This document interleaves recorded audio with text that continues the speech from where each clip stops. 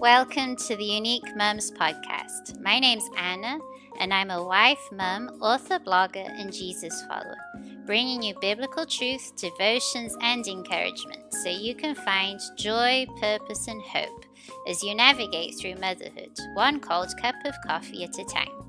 You can find the episode show notes, free devotions, and a lot more information at uniquemums.co.uk.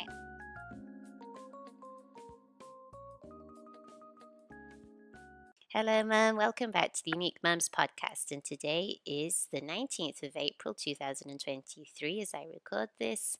And I'm doing a series on slow living and why it's important, which I shared last week, as you will have heard.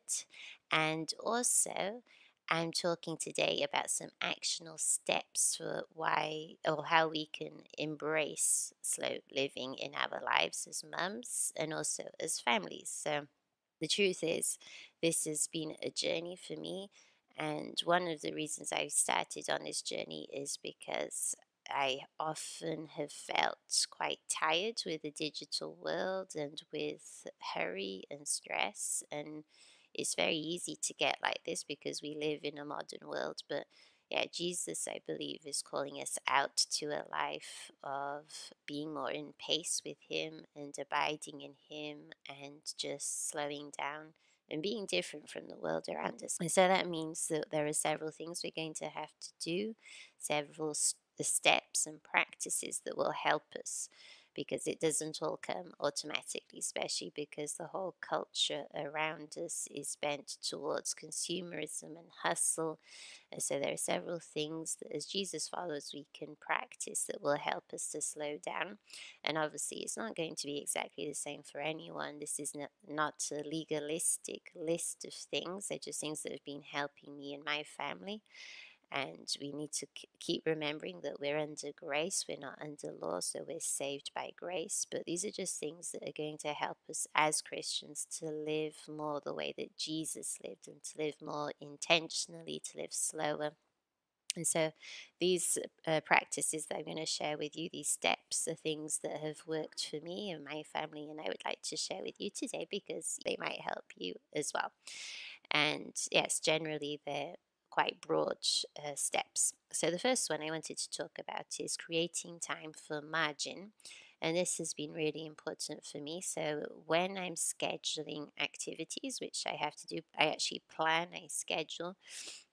When I'm doing this, it's not jam packing my day with one thing after the other, but actually creating space for unexpected things to happen or for things even to take longer than usual, because this is just life. Sometimes things take longer than we're expecting or something unexpected actually happens. So creating time for margin and just giving a bit of leeway, just giving a bit of flexibility. Like if I think something might take half an hour, but scheduling 45 minutes for it actually will help me not to rush around so much and to know that I have that little bit of margin in case something happens or in case it takes longer.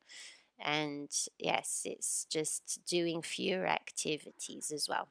So when we create time for margin, naturally we're going to have to reduce the amount of activities that we schedule for a certain day or for a certain week, which leads me to say no. This is number 2, say no to anything that is not a priority in this season in life. So saying no to things that aren't a priority is really, really important, because I really struggle with saying no. It doesn't come naturally to me. So it's not easy, but if we want to live slower lives, it really is important that we continually assess what we're saying yes to and what we're saying no to, because the truth is we might not actively like saying no, but it happens as a consequence that our time is limited. We're always going to say no to something, whether that's time with our husbands, time with our children, a time for sleeping properly. So we really just need to keep reassessing our lives and understand what in our lives are overarching priorities. So that would be God, our family, our work. What are seasonal commitments? So, for example, helping out at the school APA, and which things maybe are not right for this season. Obviously, here we have to be careful, because if you make a commitment with someone, you should keep to your commitment. If you promise that you'll help them with something until a certain date, you should continue with that, of course. As a Jesus follower, it's important that we keep to our word. But when there are other things in our lives that we know that we can let go of and they're not right for this season, we don't need to feel guilty about it, because as women, as mums, we can often feel guilty that we're not doing everything. And yeah, we can just live with peace and know that what God wants for us is better, and that we're limited, and that's okay. We just need to focus, we need to prioritize on what's more important in this season of our lives. And it's also important that we don't try to keep up with the Joneses, with that kind of mindset that with our kids, they need to do these extracurricular activities, or they need to go to those birthday parties, and they need to do this and they need to do that. Obviously, these things can be good in themselves, but it's just asking the Lord to help us to know what's right in this season and what isn't going to be beneficial, which is going to lead us to rush and to hurry. And then number 3 is, don't say yes to every new opportunity and purchase that comes your way.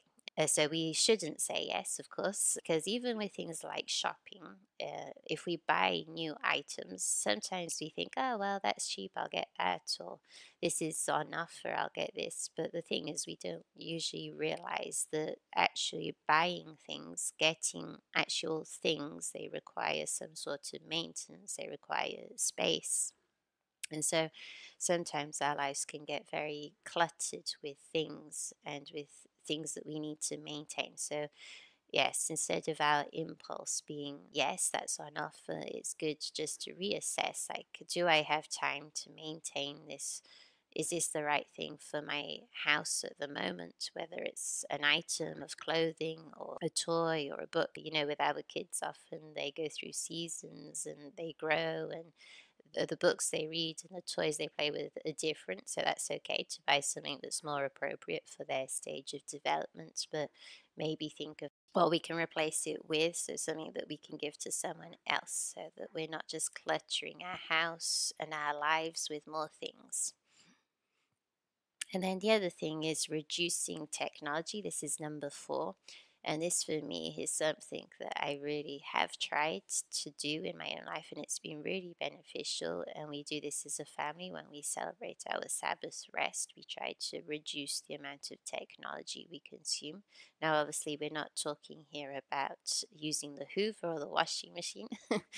But I am talking about specifically smartphone, which I think for us in the West is one of the biggest problems, because having access to so much information, so much communication, so much entertainment 24/7 can actually really distract us from the life before us. And so for me, it's been pivotal to understand, like, some practices that have helped me to let go of using my smartphone as much. And I can share a few with you, but one of them that I've actually done is deleting social media apps from my phone. So this has really helped me not to get as distracted with my phone, because my phone is quite boring at the moment. It has it has WhatsApp, so as a messaging app, but then I've taken off Pinterest, I've taken off Instagram, I've taken off Twitter, and that's really helped me not to get as distracted with my phone.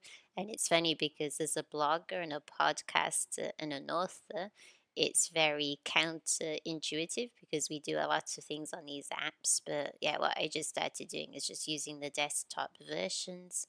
Now and then I have downloaded Instagram just to share like a specific thing that I can't on the desktop version. But yeah, so then I just delete it back off my phone, because it just is really distracting for me. So it's really helped me to focus more, and it's really been good.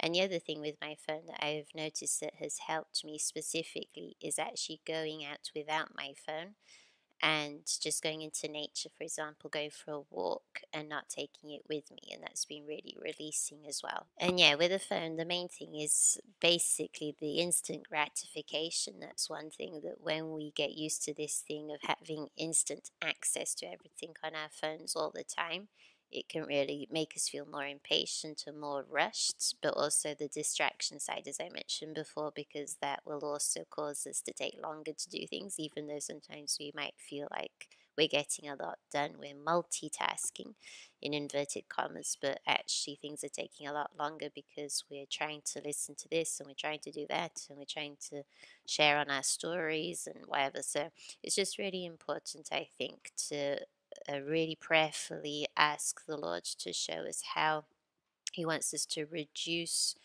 at least the distraction of technology. Doesn't mean that we're going to stop using technology, because obviously we need to use it nowadays, but how we can not let it stop us from focusing on the things before us, and also abstaining from it just because of the instant gratification side of things, and just the fact that God wants us to be patient and kind and gentle and loving as the fruit of the Spirit, and how often the instant gratification of the online life, of a constant digital life, is not going to help us fruit of the Spirit.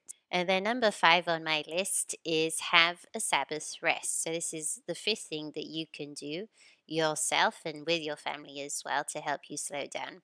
And it's funny because I didn't used to do this like in such an intentional way. Like sometimes I would take Sunday off, like in the sense that maybe I wouldn't do laundry on Sunday or whatever. But now we've very intentionally included a Sabbath rest in our week, and there are certain guidelines that we follow. This isn't about legalism, but it is about understanding boundaries and what kind of things are restful, what things aren't, what things we need to stop in order to delight in God and worship Him, and yeah, just be with each other without rush and without hurry. And so having a Sabbath rest, I used to think that like taking a whole day off work would actually be bad, because it would mean that I would have a backlog of work to deal with after. But actually, having a Sabbath rest is actually the first thing that I started in this journey of slow living, or of slowing down. And it's actually helped me to put everything into perspective, like not just the Sabbath, but every day of the week, how I can create margin, how I can use my phone less, how I can spend more time with my family, how I can be more present in the moment. So having a Sabbath rest has been so crucial for like the whole of my week. And yes, it's true. Sometimes I have some things that I need to do the following day that maybe I wouldn't have had to do, but the truth is, because I've rested, because I've rejoiced, because I spent more focused time with God, I've had also more energy and more motivation. And yes, it's been so, so good for me and for us as a family as well, just to have that focus time together as well. Okay, and I also have a bonus step that I didn't include in the 5, but this is a bonus one I wanted to share with you, and that is to live more simply. And as Christians, this is really important, as mums as well. But basically, living more simply is to do with not overcomplicating and not overpacking our schedules, and not over consuming. And it doesn't mean that we need to go around like cooking every single thing from scratch or keeping a vegetable garden. It's just thinking of particular ways that maybe things that we're doing at the moment that are very complicated, and how we can simplify those things. It could be walking to work instead of driving. It could be putting our laundry out on a line instead of in the dryer. So basically, it's thinking about things that we can do that will be slower, but that will help us to live more intentionally and to be just present in the moment instead of rushing around trying to get a lot done, things that are going to help us to slow down. So, all of these things are actually connected to each other, and I'm going to go through each one in more detail in following episodes. A few I'm going to put together because they're very connected, but for some of these, I'm actually going to do a whole episode. For example, about the Sabbath, I'm going to go into more detail about how we do that as a family. So, I'll do a whole episode about Sabbath, and I'll do a whole episode about scheduling, so creating time for margin, and then the others I will put together. And so, yes, that's it for today's episode. I hope you enjoyed it, and I'll speak to you next week.